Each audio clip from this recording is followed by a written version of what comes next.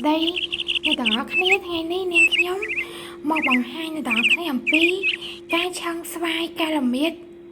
ឆឹងស្វាយជាចំណិតតូចជាមួយនឹងស្ករនាងខ្ញុំមានស្វាយការល្មៀត5ផ្លែរៀងចង់ទុំប៉ុន្តែយើងយកសាគាបានហើយតែស្វាយខ្ញុំទុំយ៉ាងយូរយើងចង់ទុំបន្តិចហើយ10ផ្លែហើយនឹងស្ករសកន្លះគីឡូដាក់ស្ករក្រហមបន្តិចដើម្បីចេញពណ៌អ្នកទាំងអស់គ្នាដាក់ស្ករសសិតក៏បានហើយនឹងកំបោរហើយដាក់អំបិលបន្តិចទៀតយើងនឹងចិតស្វាយត្រាំកំបោររយៈពេល15ទៅកន្លះម៉ោងសិនដើម្បីស្វាយរឹងសិនបានយើងយកទៅឆឹងបានយើងដាក់ទឹកតមកយើងចាក់កបោរលាយចូលឲ្យកូរកបោរឲ្យលាយសិនដាក់កបោរបន្តិចចូលកូរកបោរលាយតមកយើងចាក់ស្វាយដាក់ចូលទៅក្នុងទឹកកបោរហ្នឹងនេះកបោរយើងដាក់ចូលហើយដាក់ចូលតែមិនតិចពាក់កណ្ដាលថង់បន្តិចទេមកល្មម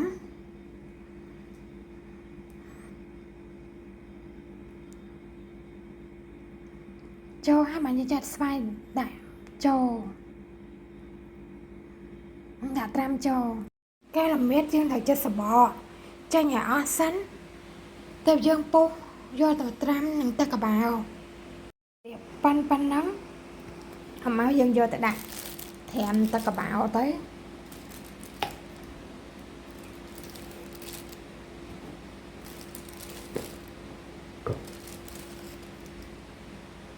យើងដាក់ត្រាំទឹកកបោរបែបហ្នឹងរយៈពេល10ទៅ15ទៅកន្លះម៉ោងទើបស្វាយរឹងយើងលាងទឹកពេលត្រាំ10ទៅកន្លះម៉ោងហើយយើងលាងទឹកពី3ទឹកឲ្យជ្រះកបោរសិនទើបយកទៅឆឹងហើយការល្មៀតយើងយកត្រាំកបោរហើយយើងយកមកលាងទឹកវាឲ្យស្អាតពី3ទឹកទៅទុកឲ្យវាស្រស់ទឹកសិនកូរស្ករដាក់ខ្ទះតមកយើងចាក់ទឹកតិចចូល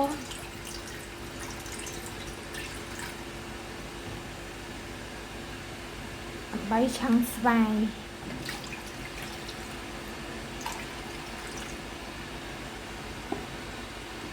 ដាក់ទឹកចាក់ស្ករចូលហើយយើងចាប់ផ្ដើមពុះហើយស្ករ1គីឡូចូលចាក់ស្ករសចូលតែម្ដងមួយស្លាបព្រាតូចទៅហើយយើងងាស់ទឹកស្ករហ្នឹងឲ្យរីងបន្តិចសិនចាំដាក់ស្វាយចូល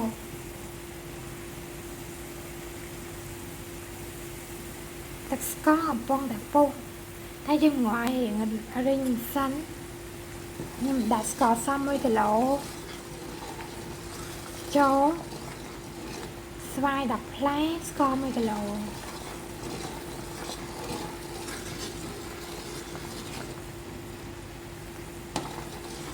តែយើងងាស់ទឹកស្ករយើងឲ្យរីងបន្តិចសិន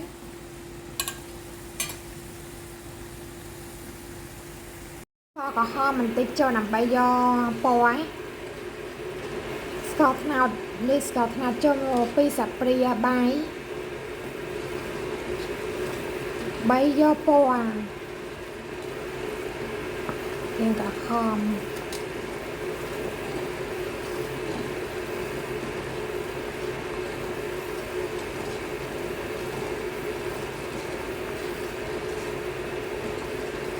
កូរវាឲ្យលាយសព្វសិន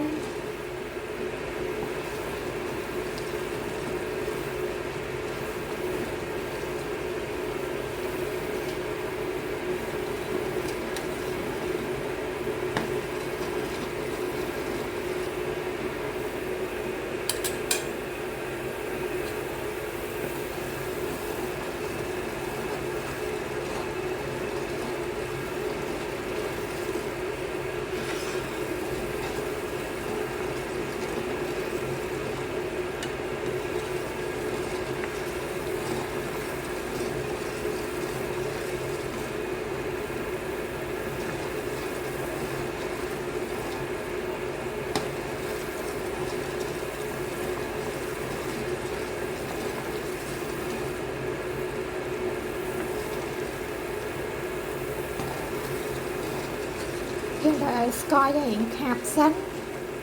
ខាប់ជាងនឹងទៀតចាំដាក់ស្វាយចូល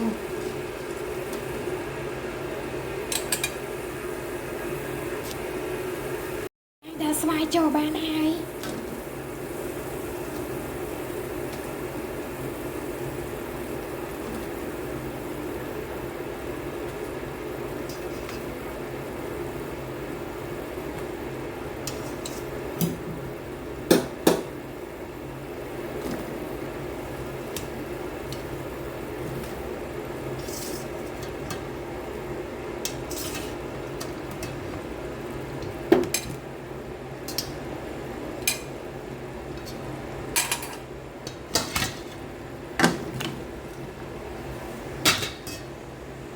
ចាក់ស្វាយចូលតែម្ដង